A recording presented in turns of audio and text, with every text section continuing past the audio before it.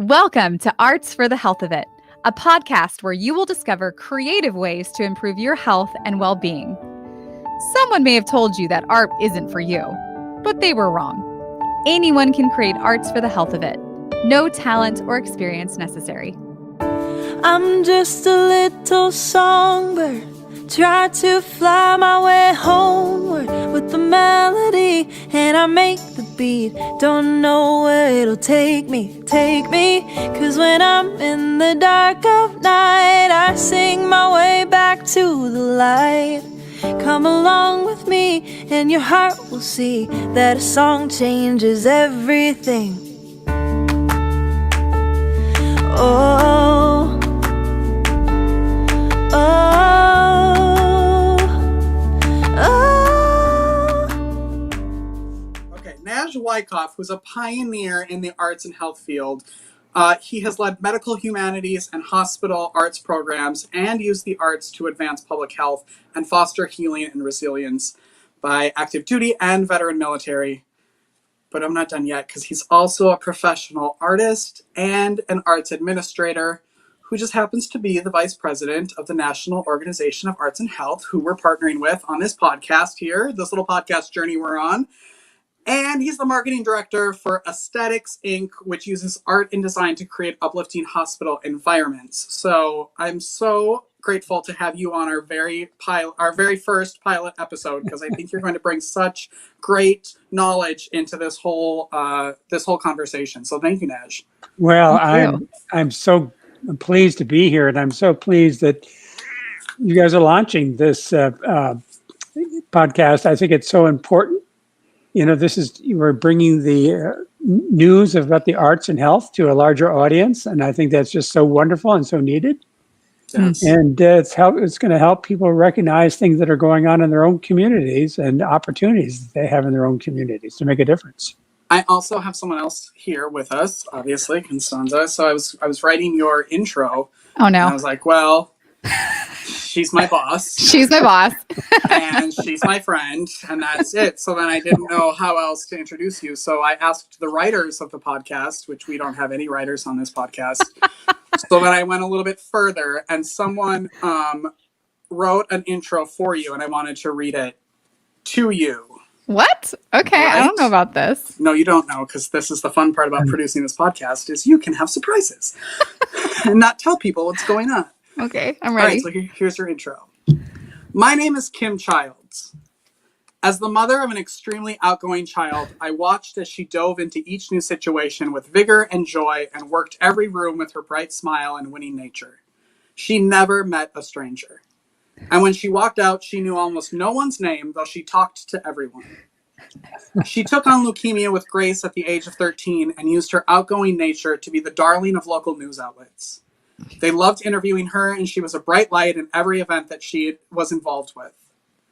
Hers was a Make-A-Wish miracle that sent our family to Australia with only 3 months' notice to the Sydney Olympics, and her poster-sized picture on the headquarters wall was displayed for years. Though her dreams of a normal teenage life were crushed, she took what was given her and made the most of it, excelling in her academics and finding new sports that didn't involve trying to run with the drop foot reflex from her chemotherapy. When she first began volunteering on the cancer ward, she called me on occasion, hyperventilating from the PTSD of going back into a hospital cancer ward. So did she quit? Absolutely not. She got herself therapy to deal with the trauma of her own cancer so she would be able to minister to others on similar journeys. It is extremely satisfying to see her take all of these characteristics, experiences, and her considerable intellect and talent to step out to form Hearts Need Art, a holy calling. Besides having no money for such a venture, her lack of focus on details, thank you ADD, made every step of the formation extremely difficult. She had to learn skills she lacked by sheer determination and research. Nothing about organizing was natural to her, and still is not. That's why I have to hire people like you, Richard. She had to come up with systems and processes to remember names and even make sure she got out of her home with her keys and her wallet. Sometimes in frustration, she would say, I just want to be an artist. But she charged ahead undeterred and found people to assist her, that's me, and got her nonprofit off the ground. Her natural stage presence was enhanced with knowledge that her aunt imparted and helped her hone the ability to present clearly and convincingly to an audience to raise money and awareness for the plight of cancer patients. Nothing about the formation of Hearts Need Art happened without huge sacrifices and effort. Meet my daughter, Constanza, a young woman I am inspired by and learn from in most every conversation we have. Oh my gosh, Mom! That is from your mother. So also, because I get to produce this show and have surprises, I have someone here who wants to say hi to you. What? Can we bring him out? Hi, Stanzi. Hey, Dad. Love to see that. Stanzi's dad, everyone. It is. That coast-to-coast smile. I love it. And by the way, it's my fault if she has ADHD. I lose my keys all the time. It's true. About every time I go to the car, it's usually 2, maybe 3 trips because I forget stuff. Get in the car, have to go back into the house, get whatever I need to come back. So But I'm so proud of you and wish you the best in this phase of what you guys are doing with Hearts Need Art. Oh, thank you, Dad. Thank you, Rich. what good qualities did she get from you? Well, her beauty she got from her mom. Okay. So I think her entrepreneurial spirit. Yeah. We share that. We're kindred spirits when it comes to thinking innovatively and doing stuff that the normal way of doing things we don't like convention. Probably mostly because our brains don't work conventionally. But my dad is highly creative, and one of the ways that he harnesses that is in entrepreneurship. And I am grateful to have had him as an example growing up. So I love you, Daddy. I love you, Sandy. So your dad's going to stay in the green room and watch. Also in the green room is your mom. What? Who's watching? No pressure. But she yelled at me multiple times and said, "I will not be on camera." All right. Okay, Mom. So you just hang out. So she's Is she the hand that we see every now and then? My mom just completed her last radiation treatment last week for her breast cancer. So huge shout out to my mama. Yes. It's been interesting being on the side of being a patient as a cancer patient, and then on the other side being a caregiver of someone that you love going through cancer. They're very, very different experiences. Right. They suck. They both suck. Well, thanks, Joe, for jumping in. Thank you all. Appreciate it. I Nice look meeting forward you. to Hope you enjoy the episode. absolutely. All right. Richard. Yeah. Richard. You're welcome. You know, this is why I'm here. Why? You just want me to cry before we start? Yeah, I thought that would be a great way to start it off. All I can say, Richard, is I'm sort of glad you don't know me that well. You don't know. This hour is not over yet. I This know hour is it's not gonna get over. rich. If you know anything about me, you know I like surprises. I Other can people see and not that. me. Yes. I want to talk about this podcast a little bit. Oh yes. This little podcast that we're doing here, Arts for the Health of It, is a partnership between Hearts Need Art, creative support for patients and caregivers, and NOAA. And that is partly why, besides obviously the vast knowledge that Naj has on everything in the world, why he is here. Naj, I want you to talk about NOAA, and Stanzi, I want you to talk about Hearts Need Art, what they are, and what y'all are up to in 2021. The National Organization for Arts and Health, or NOAA, really is the umbrella organization. It serves the whole field of arts and health. One of our roles is advocacy, and advocating on behalf of the arts and health. So we work with Americans for the Arts, we work with the State Arts Council, we work with the Creative Art and Therapies to that end to really help lobby Congress and state arts councils and foundations and all these different types of funding and policy type places to support arts and health. So when we do that, when we're a connector, we try to bring people from different aspects of the field together. We're a place where the creative arts therapies, if you're a poet therapist, you have a home in poet therapy. So we also serve as the home for the professional artists in the field of arts and health. So we're their home, where a lot of artists can connect with each other and learn from each other. And we try to foster research. We try to find out what type of research is really needed. Tons of research is done, but you need some resources that can get the attention of the hospital administrator or the public health administrator or the dean of the medical school.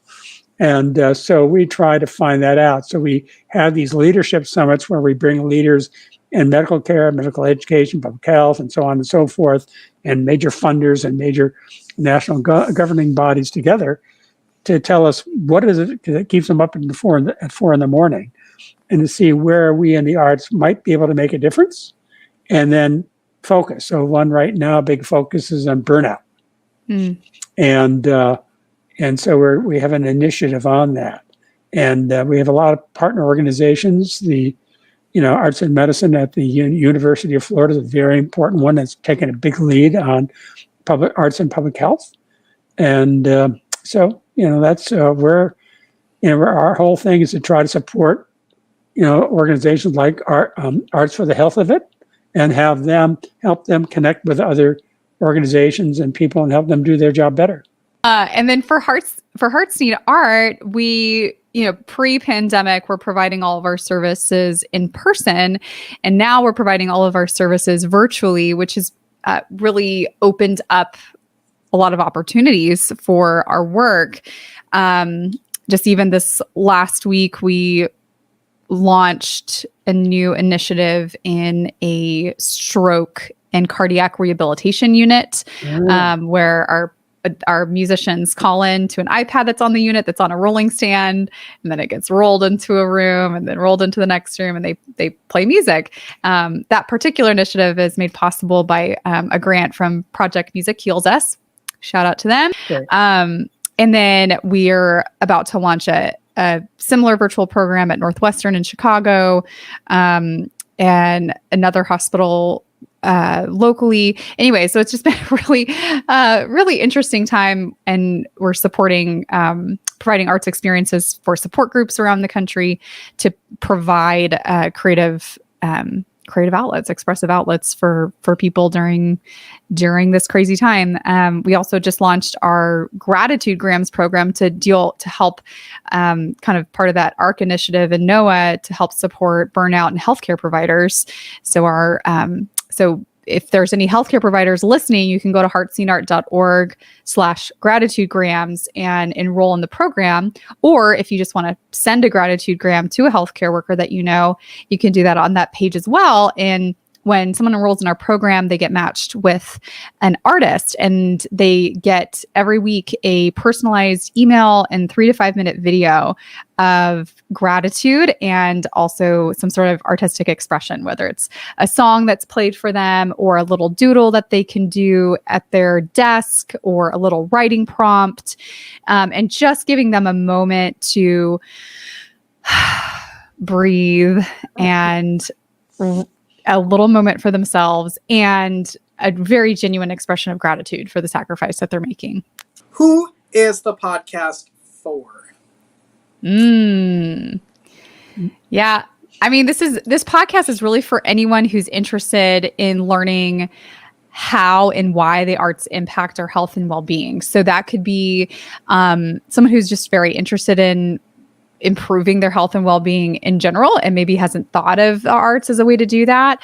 It's also for healthcare providers and health professionals who are wanting to learn more about this field that's quickly becoming, has this growing body of evidence around its efficacy and is quickly starting to become part of the standard of care.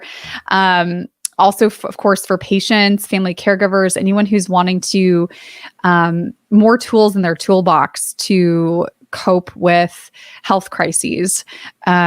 We hope that this helps to inspire you to explore your creativity in ways that you maybe haven't thought of, and really invite you, especially for people that have been told that they can't do art, that art isn't for them, that, you're bad at this, maybe do something else. Especially for those people, we're here to tell you that it is for you. It's for everyone. You don't have to be quote unquote talented to experience the health benefits of arts engagement. And it's for artists in creative arts therapy. and designers and architects, and to say, you've got a home. Yes. And, come to know it, come get involved in this, tell us your stories. And we want to help you do better. Oh, yeah. I'm going to learn so much. We're going to meet so many people we don't know and so many programs we don't know about. And we're also going to find out needs. We're going to find out, I think, where there are opportunities.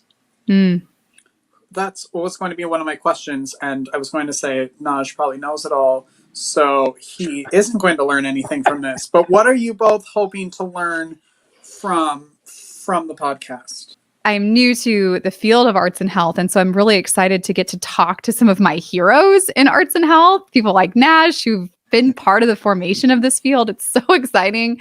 And I'm just excited to learn from other people, from new research that's happening, from new and innovative work that's happening. I think all of that will help to give a platform for all these really cool things that are happening in the field. I'm just super stoked about that. So I want to jump ahead a little bit and then kind of move back. For both of you, do you remember the first time each of you heard the term arts and health? Because it's not widely known, except if you're in this little bubble of ours. And you both, I know, were artistic before, I'm sure, the phrase came into your lives. So do you remember when you heard that? Well, I think Naj was probably part of creating that term. Well, pretty early on, yeah. When I was in kindergarten, we had this, teacher who introduced me to paints. I never had a paintbrush in my hand before kindergarten. And it was like some light bulb went off. And they couldn't tear me away from working on these really cheap newsprint pads with these big fat brushes of tempera paint. But it was in sixth grade, from the usual kid type paintings, that all of a sudden I did one that went from that to something that looked three-dimensional and realistic and had perspective and all that. And it was like a change. There's these every now and then to be those little jumps. And within a couple of years, I knew I wanted to go to Pratt Institute because I heard it was the best art college in the country. That's where I ended up going. But it was, I will say though, that as a teenager, I did some artworks that, for some people were pretty unsettling, but also very profoundly healing.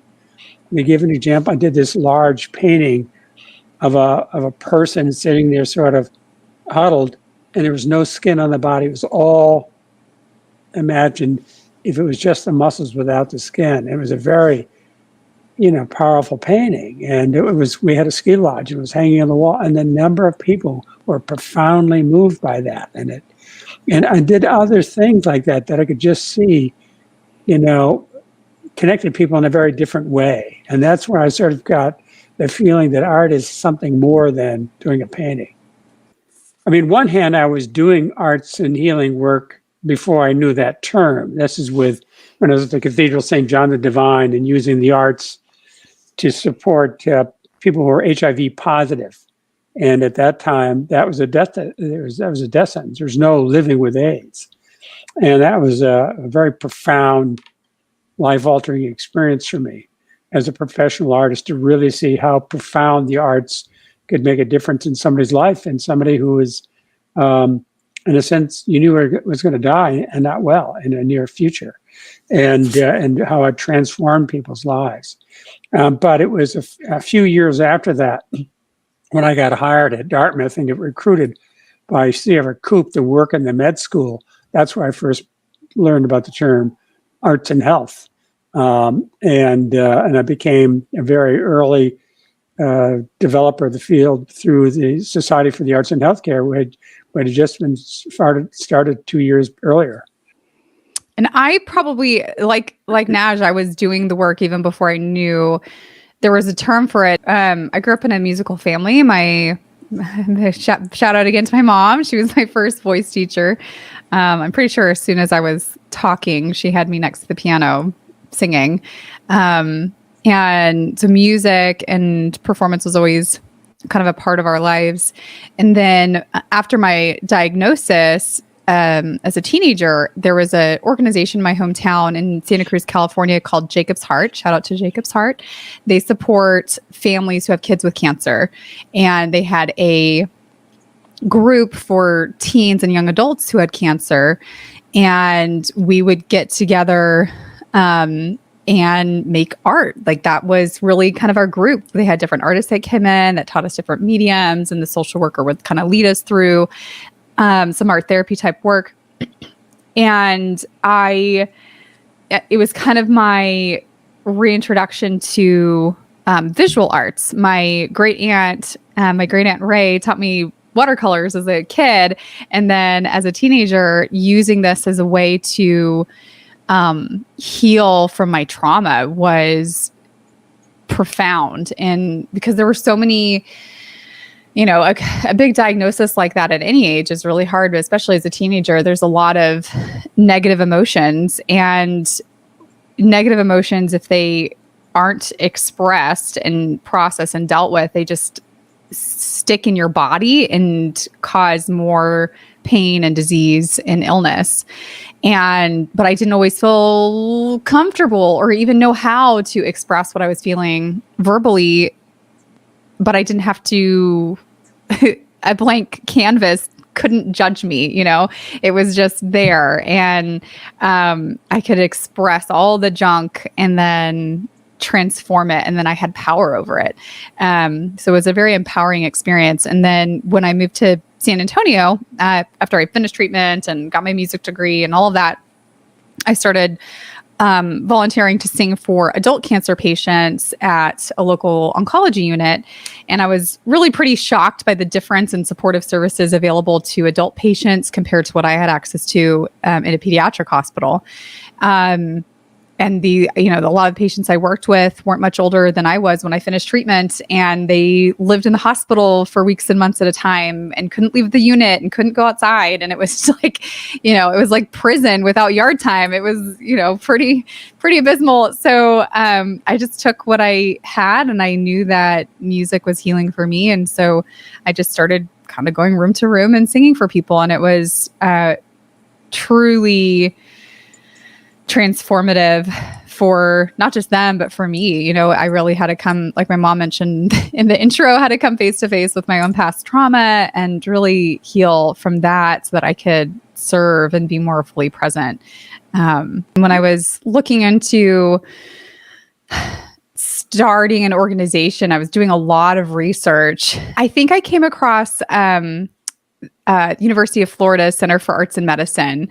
And I was like, oh my gosh, there's other people doing this. And it's like a whole thing. And it was so exciting to find my tribe and then to discover NOAA. And as soon as I found out they were doing their first convention just up the road in Austin from us here in San Antonio, I was like, oh, I'm so there. And it was really just that. It was like discovering my tribe, this like quirky group of idealistic, kind-hearted visionaries, and just wanting to use their creativity to bring more light into the world and to support people that were going through some of the hardest times in their lives. And it was very exciting for me.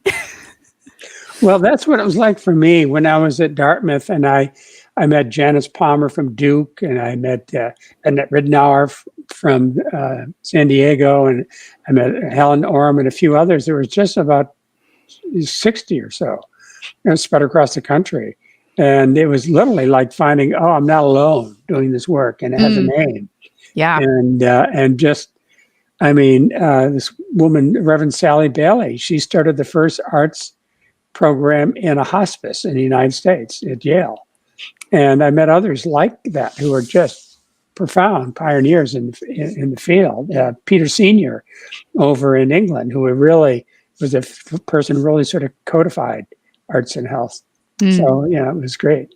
Can you guys talk about what is arts and health, and how does that differ from the therapies? Well, it includes the therapies.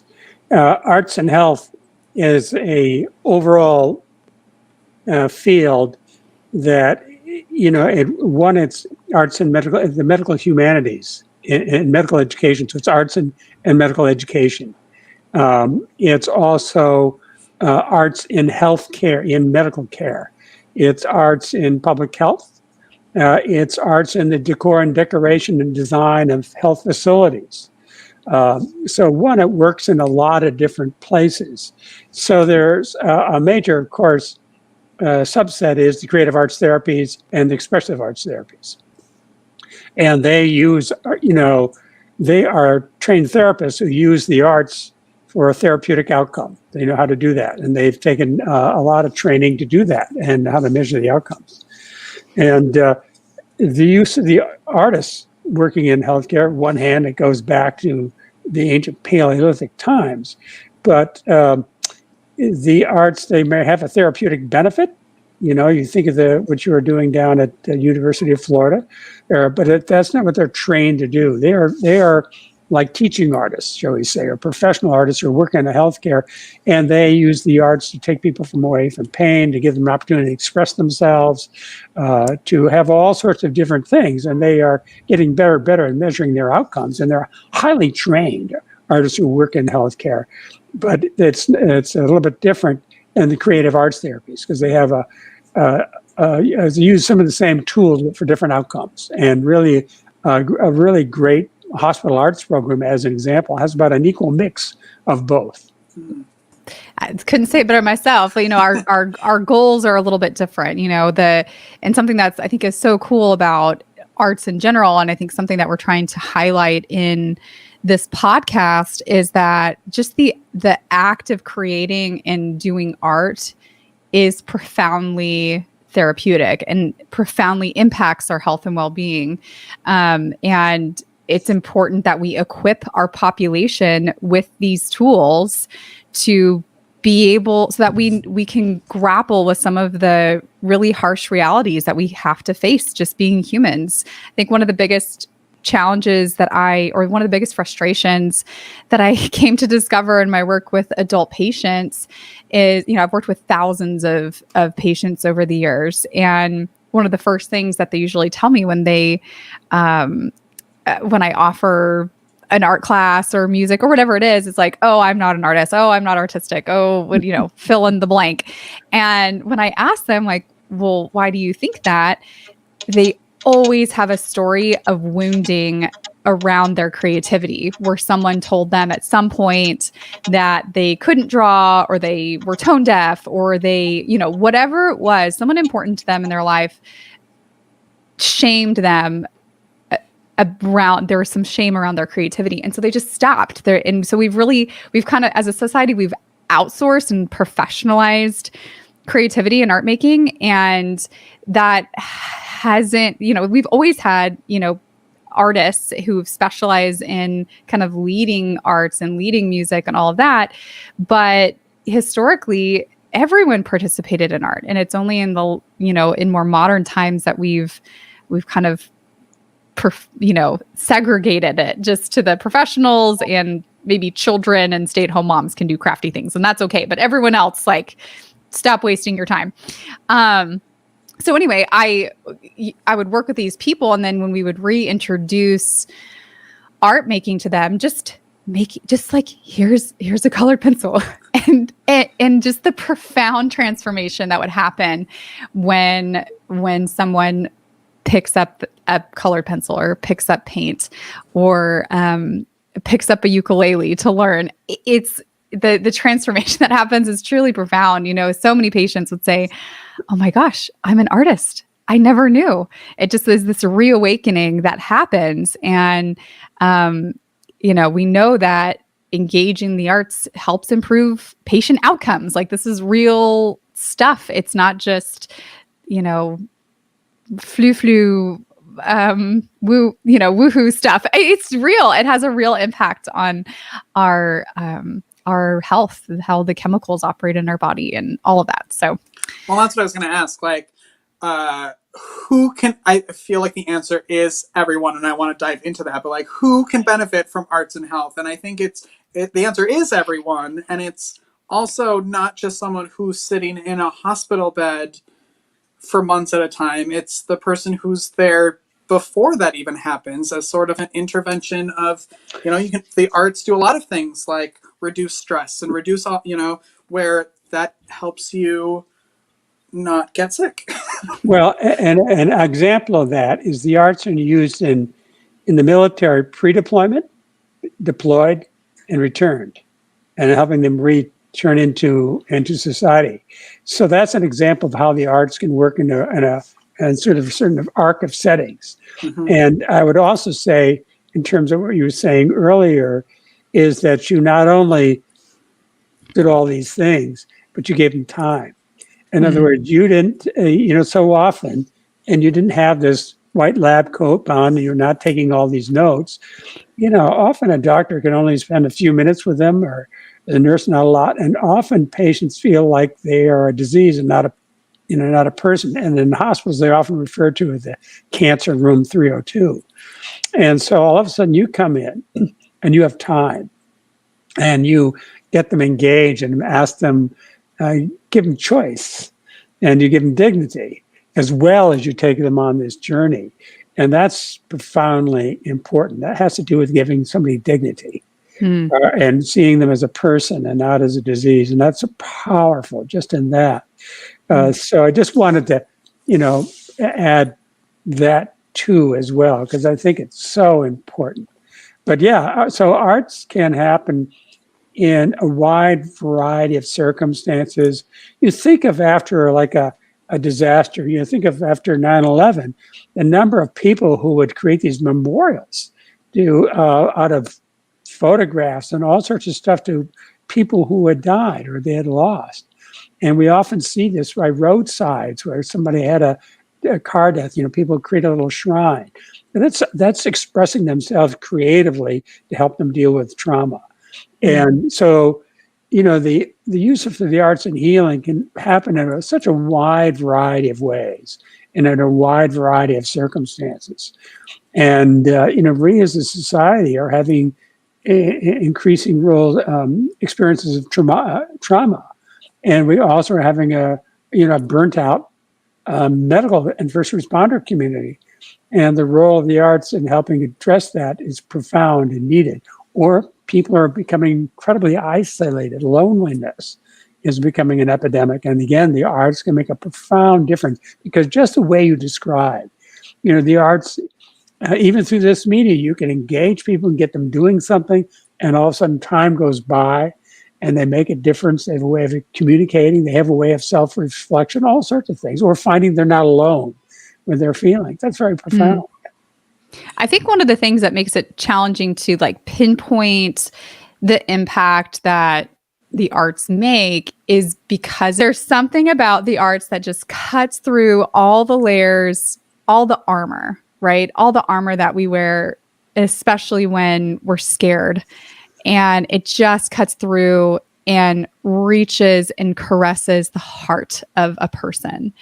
And when that happens, when they feel connected with, when they feel seen and heard and loved in such a profound way, all of a sudden they're freer to make better choices and better decisions for themselves and their health and their well-being. And all of a sudden they're more compliant with their care team, and they, will take their medication or whatever is needed to care for themselves. And I think if we miss that part, if we miss connection when people are dealing with health crisis, or really anyone in society, we're going to continue to struggle with public health issues, with division in our society. Like, if you don't connect with people first, they can't change. They can't make better decisions. And so that, and that's just one way that the arts can impact holistically a patient's experience in a healthcare setting specifically. Artists fundamentally, no matter whatever their discipline in, are really trained observers. They're observers of human life.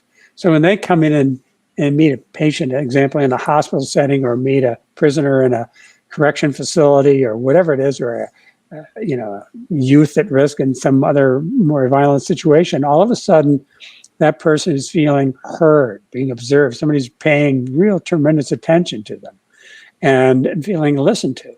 And that is so that's a big part of it as well. And that's so important, is that sense of doing that. And another thing, of course, is that I've learned it's very important. I never ask anybody to do anything I would do.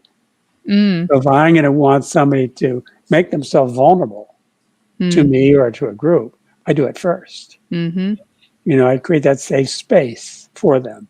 And I love using ritual as part of it, so that you declare a space safe in a certain way. If you think of like a street musician, he draws a circle, and within which he performs, he created that safe space. And to me, that's very important. When you work with an individual or group, is you create that safe space. So maybe it's a slightly ritualistic way, and you end it the same way. And what takes place in that space, stays there. That's really part of the vision that we have as an organization, as a podcast, is that that we elevate arts in the mind of American society, so that artists and art is included in communicating public health information, that everyone is basically equipped with the tools that they need to express themselves. I mean, just like in health class, I think arts should be taught right along with health education. But then also that when someone is sick and does go into the hospital, they're assigned a doctor, a nurse, and they also have an artist at their side. That the artist is an integral part of the care team. I totally echo what you said, Naj. Like, there's been many times that patients have shared suicidal ideations with our artist team, or hallucinations that they're having. That's a result of the treatment that they're on. And, because the artist was there and present, the patient was able to get the interventions that they needed. And again, had better outcomes because of that. Well, a real pioneer in just what you described is the military at Walter Reed. So they have this center of excellence. And so what they do is they have all the different types of medical people that a patient will need, whatever it is, but they include an artist as part of that team that's conferring with everybody else as an equal. And there needs to be much more of that. So that's, I think, what you just expressed is important and needed. And and that's going to take increasing awareness and respect of the power of the arts. And also going back to something you talked before, is how we measure the art. There's a lot of different ways. If we just measure something one way, we're like the blind person hanging onto the trunk of the elephant and not seeing the whole elephant. And so that's part of it, is we also have to help people learn different ways of a sense of measuring the value of the arts. So, and I just think that it's got to be a two-way street in terms of this learning curve. The arts were really a big part of medicine right up until sort of like the mid 19th century, and particularly in you think of like a mental care. You think of Van Gogh. He was in a mental hospital, and they gave him paint. Paint. Oh my God! Get involved in that. But what happened is, with the rise of the scientific method, that started, all of a sudden, the art started getting pushed out because they were not fitting that same criteria. And then you have something like the Bauhaus that, form follows function and all that stuff, and didn't want any of that decorative stuff. And that gave us these all-white hospitals, all-white hallways, and just drove the arts out of healthcare in many respects. And then a couple of interesting things, meanwhile, were slowly going on. One, at the beginning of the 20th century, the end of the 19th century, a doctor in Saranac Lake, Dr. Livingston Trudeau, was dealing with TB. And TB patients, a lot of them were creative because, artists live risky lives. But they were, patients for long periods of time, and they were bored silly. And so this medical student who had come up from Johns Hopkins and been learning about the use of the decorative arts in terms of bookbinding and all that stuff, they decided to develop art classes for TB patients. And what was different was Trudeau measured the outcomes. He was the first to use that and realized this is making a difference in my patients' lives. And then in World War I, the military started doing that with people who were living with, what we now call PTSD.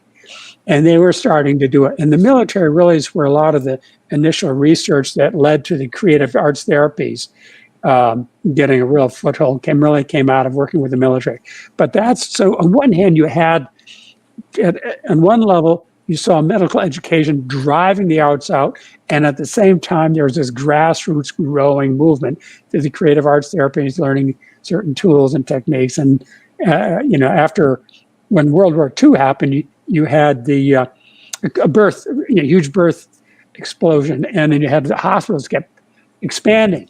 And then people couldn't find their way around. So they paint stripes on the floors. They will follow the yellow stripe to surgery or whatever.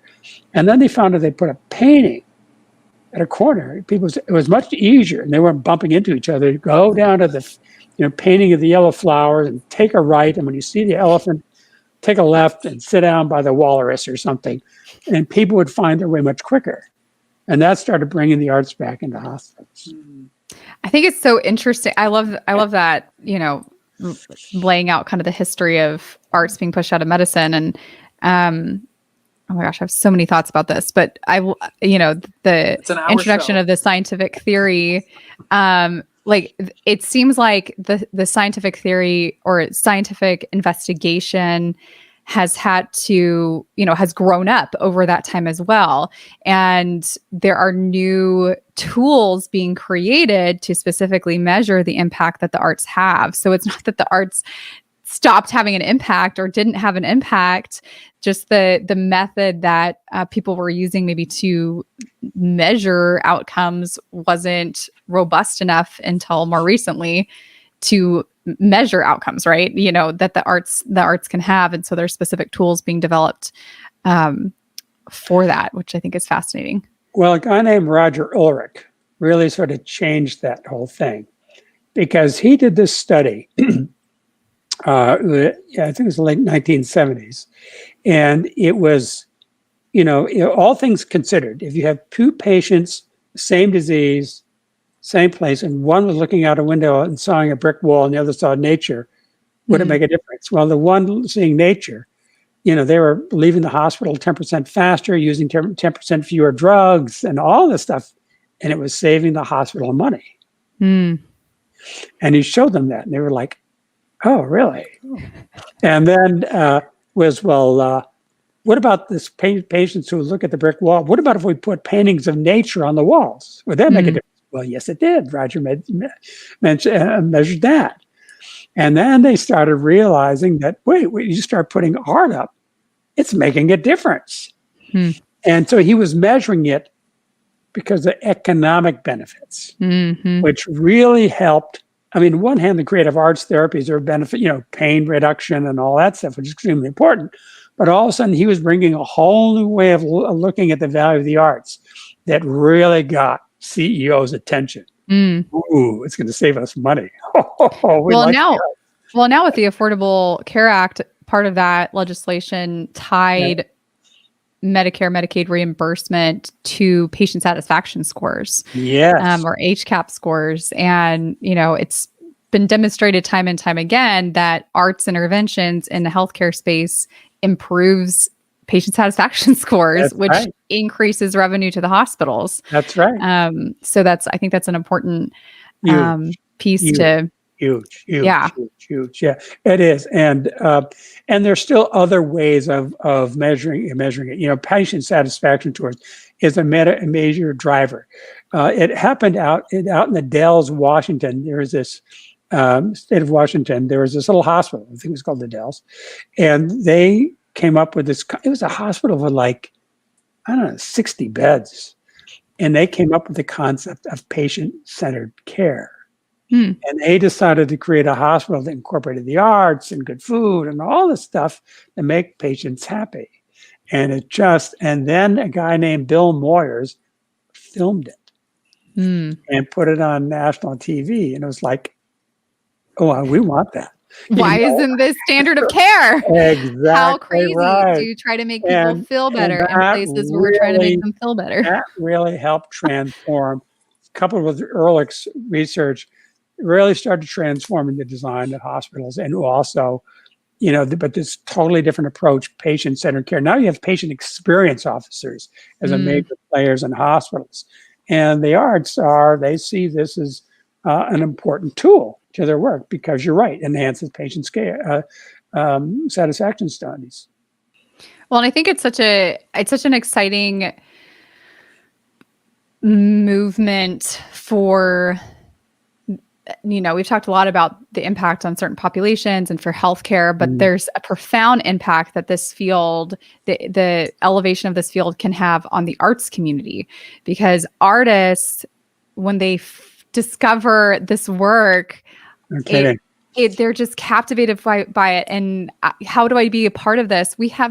It's heartbreaking because we have stacks of applications of artists and musicians that want to work with us.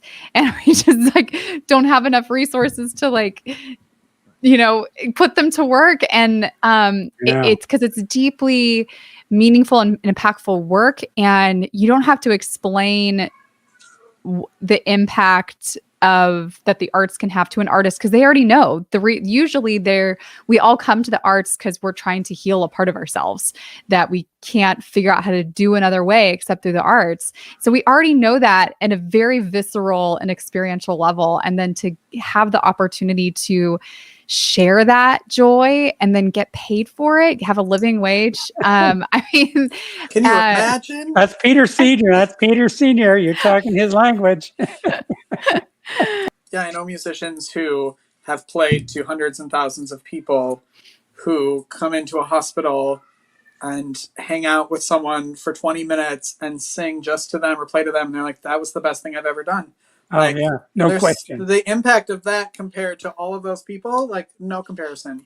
No comparison. And they would do it every day if they could and never be in front of a crowd again. It makes me tear up just thinking about it. It's so true. Oh, yeah. Well, when I was at Dartmouth, before I started working in the med school, I worked for a year at the Performing Arts Center, the Hopkins Center, as a programmer. And so I would write into the contracts of various musicians. They always gave you a certain amount of time that they normally would spend teaching music students. And I would take half that time and have them, assuming depending on the right instrument, playing in the hospital for patients. And because I felt, if I bring the Performing Arts Center to the hospital, patients and nurses and doctors will be grateful and they will want to come see concerts. And I remember this one musician who, he plays Carnegie Hall and all that stuff. He's got the Stradivarius and the whole bit. And he thought, you're kidding. And I said, but it's in your contract. He said, but any of these music students can do that. And I said, any pre-med student can also do your surgery too, right? Well, no. I said, well, just because somebody's in the hospital doesn't mean they don't deserve the best. He was in his contract. He had a choice. He was glaring at his manager. So we take him down to the hospital. And you go in a room and a patient is just not up for it. And then he says, does she know who I am? I said, I don't think she cares. No. And so, the next room, same thing. He now thinks I'm setting him up. I said, honestly, you've got to give a patient's choice. You just can't come in and play for them. You got to ask them if they would like to now. Is this okay? And if it's not, the nurse thought these were possibilities, but, what can I say? Not doing it. They're in the hospital. So the third one says, I see you have a violin with you. Sure. And he's, and she says, can you play, I don't know, Mozart? Can I play Mozart? He's like, nobody ever asked him that question. He starts going for it. And the tears are pouring down her face. She's lying just after 15 minutes, I said, we got to move on. He's on edge. this is incredible. I mean, I said, there are other patients. We just can't stay the whole time here. And so we go to another room, and now you can imagine this music going through the hospital. And the first patient says, I think I'd like to hear the musician now. And so he was supposed to have give me an hour and a half, 2 hours. His manager says, we've got to go, He said, Nad, this is the best concert. This is the best time I've ever had in my life. I finally learned what music is all about. It's true. Oh, amen. Oh my gosh. I love that so much. I'm like crying right now. It's so it's so profoundly sacred, and it is absolutely that. This is why we were given the arts. I love this quote by Arne Garberg.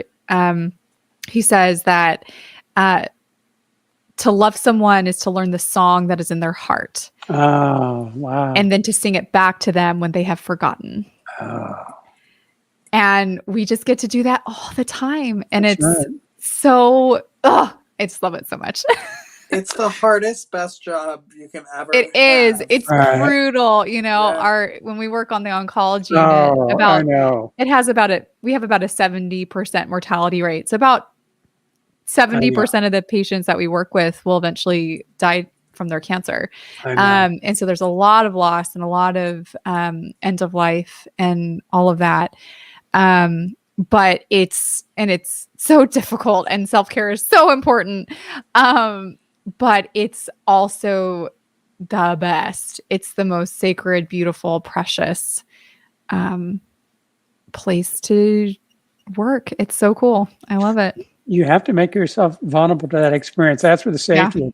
The doctor who puts up the wall actually is going to have, they're going to have drinking problems and all sorts of stuff.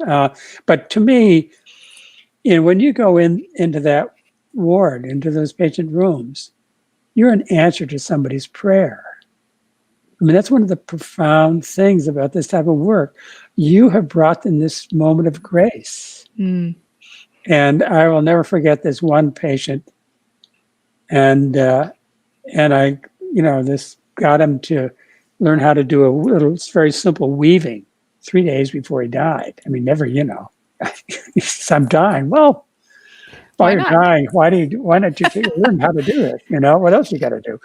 And then at one point I took him to this reading because we had these monthly where we get some person of the medical community tells a story, and there's this it was a head of I think it's the head of fundraising or something like this. The head of human resources. She was sharing how poetry really helped her through cancer, and afterwards he says, Nad, you just gave me the greatest gift in the world. And that night he died. It helped him let go. Yeah. And he died in peace. He died with a smile on his face. And, so, and it's so important for people to understand that death is part of life. You want to have a person have a good life and a good death and a good experience. And, when somebody's dying, they get 4 big issues. They don't want to die in pain. They don't want to die alone. They want to leave no thing unsaid. And they want to leave a legacy. The arts can help with all 4 of those. Yes. We had a wonderful patient that we got to work with for a long period of time. And her, she was one of those that discovered she was an artist in the hospital and made beautiful artwork. And her family, after she passed, turned all of her artwork into a book, into cards. And it was this beautiful legacy that she was able to leave her family and her children and her grandchildren. And that happens so often. And it's so cool to be be a small part of that, of just reintroducing people to their creativity. A great gift that some people make is leaving their bodies to medical education. Oh, that's what I want to do. Just in case my husband forgets, in for public record. Well, yes. it's important. Like at Dartmouth, we had this, this service, but the important thing is that, for medical students, they meet their cadaver on the first day of med school. And this is a traumatic experience. It's not an easy experience. And it's a profound gift that somebody, gives them to help them, learn how the body works. And certain parts when they get to work on the hands or the face are really difficult. And I would do life drawing classes at the same time, so that they were having a different way of seeing these naked bodies and expressing themselves. But then we had the med students at the end. What happens is the families of the people who gave their bodies come together, and the med students never know the name of that person, and so they see this group of people, and what they do is they share through poetry and music and other things that they've created what that gift meant to them. Wow. And for a lot of the families, like dad gave his body that somebody's going to be cutting up. It's very hard for often a lot of loved ones to accept that. But this ritual, this use of the arts to express how profound that gift has been to these med students, and how the med students really thank somebody for this experience, this wonderful experience they've gone through, hard as it was and everything else, it's a magical moment. Wow. And really cool. So the arts can be really, important to help, the medical students, the patients, in so many different ways. The family members all come together around a good death. And the gift that a good death can make in a variety of ways. It's beautiful. It's amazing to hear how, I've learned just in this last hour, all different ways how the arts are intersecting, and we don't even know. How can people best reach out to both of you if they want to connect, if they want to be on the podcast, or if they want to join NOAA? You can reach me through the National Organization for Arts and Health, or the firm I work for, Aesthetics Inc., which is based in San Diego. And, contact us here at Arts for the Health of It. And, yeah, we'd love to feature you. Let's talk and let's learn from each other. Yeah, you can email us at podcast@heartsneedart.org. And someone, me, will answer that email, because I'm the one that has access to it. Well, thank you both very much for talking to me today. I'm really excited about this journey that we are all on, and wherever this takes us, I'm super excited to be a part of it. So thank you very much. Well, thank you. Thank you, Richard. You're a pleasure. All right, everyone, keep creating. We'll see you next time. Bye. Okay. Thank you for listening to Arts for the Health of It, a podcast produced by Hearts Need Art, creative support for patients and caregivers, in partnership with the National Organization for Arts and Health. You can help others learn about the healing power of the arts by subscribing, sharing, and reviewing the podcast wherever you listen or watch. The podcast is hosted by Richard Wilmore, co-hosted by Constanza Rader, and produced by Ivan Briones.